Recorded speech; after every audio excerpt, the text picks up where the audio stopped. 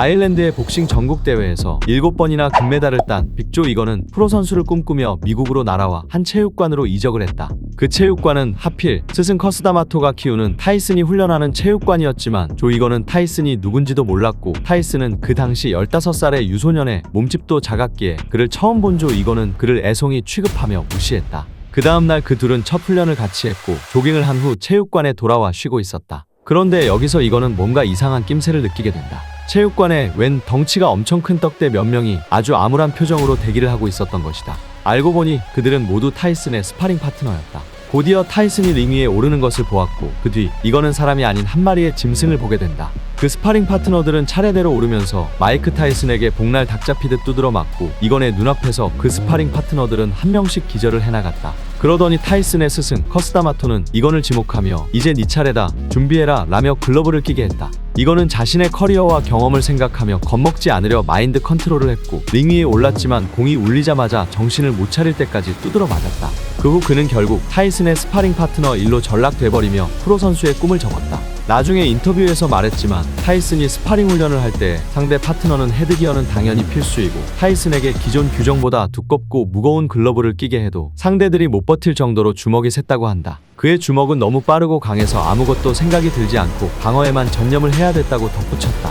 타이슨의 매니저이자 경호를 맡았던 곤잘레스는 인터뷰에서 이야기했다. 타이슨이 베가스에서 훈련을 할 때 그에게는 5명의 스파링 파트너가 있었고 스파링 훈련 시간은 12시부터 5시까지였다고 한다. 하지만 1시간도 채 되지 않아서 이 5명을 모두 골로 보내고 체육관에 아무도 남아있지 않았다고 한다. 곤잘레스는 타이슨에게 오늘따라 왜 이렇게 스파링 파트너를 일찍 도전하는지 물어봤다. 뒤에 이어진 타이슨의 대답은 아주 충격적이었다. 타이슨은 이렇게 대답했다. 오후에 TV에서 톰 과 제리를 틀어준다는데 일찍 끝내고 집에 가야 톰 과 제리를 제 시간에 볼 수 있었다고 말이다. 재능 따위는 믿지 않았고 오로지 노력과 집념만이 전부라고 말했던 타이슨도 톰 과 제리는 못 참았던 것이다. 그 톰 과 제리 하나 때문에 그날 스파링 파트너들은 뜬금없이 평소와는 다르게 복날에 개잡히듯 학살당한 것이다.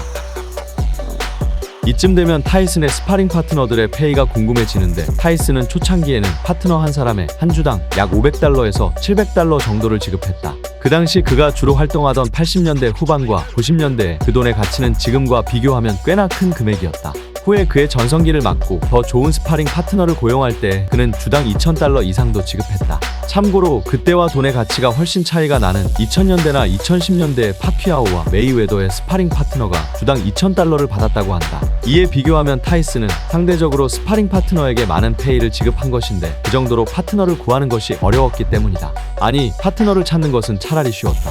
문제는 타이슨이 이들을 다 병원으로 보내버려서 그에 따른 땜빵 자리를 계속 채워 넣어주며 훈련이 끊기지 않게 재고를 쌓아둬야 된다는 것이다. 타이슨은 항상 스파링 파트너 구인난에 시달렸다. 그러다 못해 그의 프로모터 돈킹은 전 세계의 의료 혜택을 보장해준다며 스파링 파트너 구인 광고를 내게 된다. 그러자 4일간 미국 이외의 세계 11개국에서 모두 1200여 건의 스파링 파트너 신청이 들어오게 되는데 그들 중 입만 사른 뻐꾸기들과 타이슨을 상대할 수 없는 실력을 가진 자들을 필터링에 솎아내면 결국에는 얼마 남지 않았다.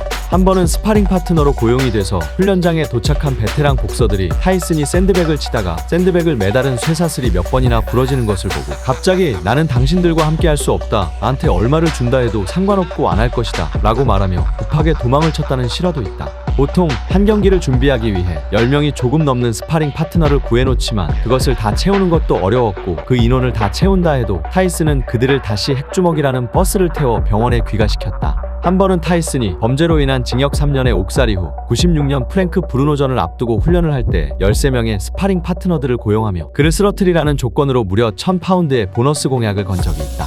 이 스파링 파트너들은 타이슨이 무려 3년이라는 공백기가 있었으니 그로 인해 그가 예전과 같이 강하지 않을 것이라고 판단했다. 그리고 용감히 도전을 한 그들은 13명 중 무려 9명이 병원에 실려가고 시합이 10일 정도 남았을 때에는 4명만이 가까스로 살아남게 될 정도였다. 그중 한 명은 한밤중에 매니저에게 찾아와 스파링 파트너를 그만두겠다고 말하고 또 한 명은 오들오들 떨면서 더 이상 버틸 수가 없다고 말했다. 참고로 타이슨은 그들을 하루에 2번에서 3번씩 기절시켰다고 한다. 타이슨이 엄청 잔인하고 무서웠던 것은 스파링 파트너에게 스파링을 하기 전에 요즘 어떠냐, 가족은 잘 지내냐 이러한 따뜻한 안부를 물어본 뒤 공이 울리면 그를 묵사발을 만들어놨다. 그가 유소년이었을 때에는 심지어 성인 스파링 파트너를 무지막지하게 때려 여러 번 울리기까지 했다는 것이다. 그러고 나서 스파링 훈련이 끝나면 늘 그들을 따뜻하게 안아주며 의외의 인간적인 모습을 보여주었다고 한다. 한편 타이슨이 챔피언이 되어 전설적인 복서가 되기까지 그의 훈련으로부터 희생된 스파링 파트너들은 셀 수 없을 정도이지만 현재 타이슨은 아직까지도 예전 스파링 파트너들과도 연락을 주고받으며 친구처럼 지내고 있다.